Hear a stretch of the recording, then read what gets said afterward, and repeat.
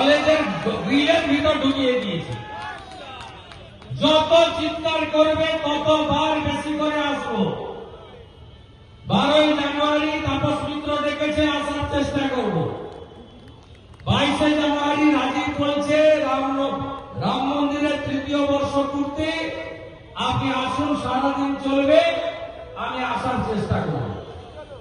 আরেক দাদা বলছেন 29 তারিখ মধ্যমগ্রামে গীতা পাঠ হবে 10,000 কণ্ঠে, আপনার আশা চাই, ফাঁক পেলেই আসবো।